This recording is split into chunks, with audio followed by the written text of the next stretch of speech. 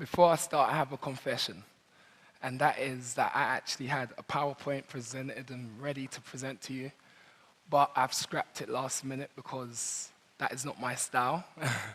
I just watch a lot of TED Talks. I used to have a ritual where every morning I would watch a TED Talk, and I always see them clicking the thingy, so I thought, I'm going to come and click it too, but I've dashed that out. So I'm going to start by giving you guys a poem, and this poem is an articulation of my story, so I hope it translates.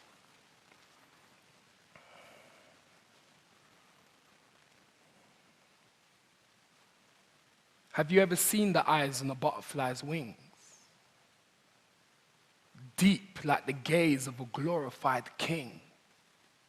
For they can overwrite. They will overwhelm. Eternal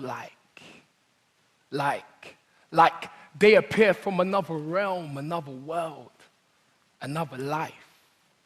Yes, another life. I too have known another life, another state. I am a walking contradiction. I should have shared another fate. I know a butterfly's fame, but felt the caterpillar's pain. My cocoon was love. But who will love the caterpillar? Drug dealer. Who will love the caterpillar? Gang member. Who will love the caterpillar? No, they can only love the butterfly. They take pictures of the butterfly. They speak scriptures of the butterfly, but label a nuisance, we that couldn't fly. They say that eye is the window to the soul. So if you really look close, you can see the caterpillar's pain in the eyes on the butterfly's wings. It stings. So strange is change. So great is love. Love is my cocoon. Change is not a contemporary art, nor is it a recent trend. For the butterfly has been from the era Eocene, so for 50 million years, it's been standing as a proof that change is real, that change will come. So I say cocoon to the sky, for the butterfly is proof that the old me can die, so that the true me may live. So now the wingless has wings, but it took a while. Metamorphosis, it took a trial, it took a hug, it took a kiss, it took a smile. But let the truth be told that this caterpillar was a butterfly all the while, just in need of that cocoon. Thank you.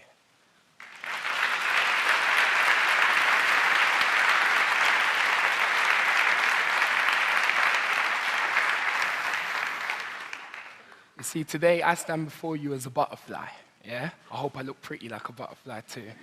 But I stand before you as a butterfly today, and I assure you that wasn't always the case, But after receiving incubation, love, inspiration, I've been able to leave behind my caterpillar state, And today I'm going to attempt to summarize how I went from crawling to flying, And I'm a firm believer that just because you may be crawling at the moment, it doesn't mean that you can't fly tomorrow.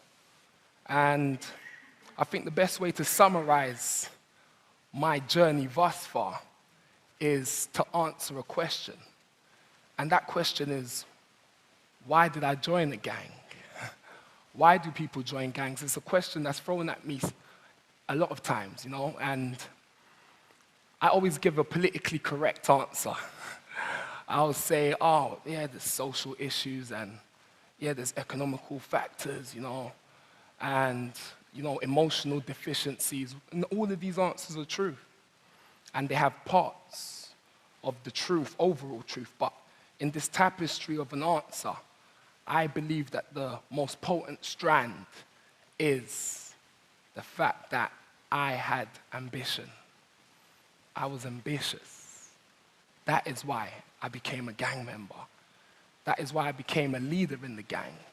That is why I became one of the most recognizable, the most popular gang members in London.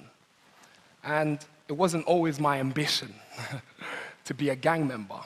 I started off wanting to be a veterinary surgeon, you know? I used to watch RSPCA with my dad all of the time, and I was just fascinated. I love animals. I also then wanted to be an astronaut. You know, I was like, wow, to go to space, that is something else, totally. Then I thought, you know what, I'm gonna be a pilot, you know, because there's air stewardesses, you know, there's good pay and they get to wear a uniform. So I said, I'm gonna be a pilot. Then that went out the window, and then something odd happened when I was about 11. And I realized that even though I was excelling in school, it wasn't serving me. My mum was a teacher. Her mum was a teacher. Academics was something that was esteemed in my household. It was exalted even. And I thrived in it, and I took to it very well. I would read my brother's literature, and he was 4 years my senior, and I would go through it faster than he could, you know, and due to our UK schooling system, they labeled me a genius because I was able to take information and regurgitate it, and I quite enjoyed that. And I would be called to do extension papers. I'll have to stay behind after school to do further maths and further science because I wasn't challenged during the day. And even so, none of this was serving me in my community. On my inner city estate, an estate in Brixton in south of London, it was not serving me. So I began to look outside of the parameters of my upbringing, and I started to see that they were some that was enjoying the splendors of peace, you know, not being scared coming to and from school. There were some that had a level of financial freedom, you know, and they were the drug dealers. There were those that looked like they had a sense of belonging and purpose, you know, and those were the gang leaders. And I had a new ambition. And I was like, wow, one day I will be a gang member, you know. And like any sort of vision, it took a due diligence. So every single day I had to take a step in that direction. And because I've brought up in a household that shuns criminality, any forms of gangsterism, I don't even hear my parents swear. So for me to then step so far out of my comfort zone and what I'm used to, it took quite a lot of guts on my behalf, you know? And every day I had to put on a mask. I'll leave the house, put on this mask, come home, take it off, because home is safety. Go out again, put on the mask, come home, take it off. And then one day I realized I couldn't take off this mask. It was a bit like the Jim Carrey film. You know, the mask, it just weren't coming off. You know, and I realized that I had actually become this person. This persona was now intertwined with me, and I couldn't separate Locks was my alias then. I couldn't separate Locks from Karl. They almost became one of the same people. And we all hear the headlines and we see different things and we have an idea in our minds of what gang members in South London get up to. But to kind of give you a bit more insight so you can know where I'm coming from, is one of my closest friends, he was murdered by my side when we were 15. And he was stabbed in the heart in Kennerton. And the blood left his body at such a rate it propelled his t-shirt in the air. It's an image that won't leave me. And following that, I was cut on my face, not in the same incident, a different incident. I was also stabbed in my chest. I've been butchered in my back. I've been shot at more times than I've had birthday parties. And I always introduce myself as the should be dead usually. And if I go through the history, you'll know why, but we haven't got time for that right now. But what I am trying to get across is the reality of what I was involved in. It was severe. And in order to live a life in such a way, you have to be totally entrenched. The idea of it has to become your ideology. You have to own it. And gangsterism was my way of life. It was as normal for me as a city boy putting on a tie and grabbing a briefcase and going into the city. You know, I used to carry a firearm to the chicken shop, a .45 caliber gun to go maybe a quarter mile from my home to the chicken shop, and I was very, very fortunate because I bumped into a lovely woman called Pastor Mimi, and she ended up opening her home to us. And her son was also a right-hand man, my right-hand man in the gang that we were in, so he was just as entrenched in gangsterism as I was. So she began to engage me because she couldn't reach her son directly. And her home became organically an informal therapeutic community gang rehabilitation center. Yeah. And basically, we all moved in. And it wasn't just the moving in, but what was significant is that a new ambition moved into our lives.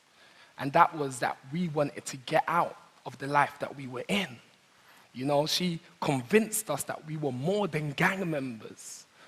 So we all started going towards this goal collectively. And if someone else had a revelation one day that you may not have received, being in that hub together, you were able to cross-pollinate each other. So then we began to infect each other with this ambition, and it began to grow, and it began to just allow us to have the confidence to say no to the gang that we were in and to denounce gangsterism totally. And a few years later, I was able to say that I am not a part of a gang. I usually do it by the last time I held a firearm, and that was about 4.5 years ago. So right now I stand before you reformed. I don't even know how a man can have the capacity to inflict harm on another man in a way of stabbing or the thing for me is grotesque at the moment, but it wasn't always the case. So it's just where your head is. And this led me now that I'm reformed, I'm not free still. Because now I have the burden, carrying the information that it is possible to change your life around. You can be entrenched, you can be at one end of the polar spectrum, and yet you can journey to the other end where you're able to be that butterfly and to fly. So now I'm trying to provide cocoons for all the butterflies in the waiting. And this cocoon is going to be this country's first therapeutic community gang rehabilitation center, the formal kind. It's basically mimicking what I underwent in Pastor Mimi's home, and providing it in a way where young men can hold on to it and own it. And in order for this to be effective, I also want to help change policy in this country. Right now, we have a policy called a DRO, which is a drug referral order. And that gives the judge the power to either send someone that has been brought before them due to a crime connected to their addiction to either be incarcerated, which we now know is crime colleges, because it's proven that they get more addictions when they go in than what they had before, or he can send them to be rehabilitated, which is more cost effective, it's cheaper, and in the long term, it's better for society and for the individual. So I want to help establish in this country a GRO, which is a gang referral order.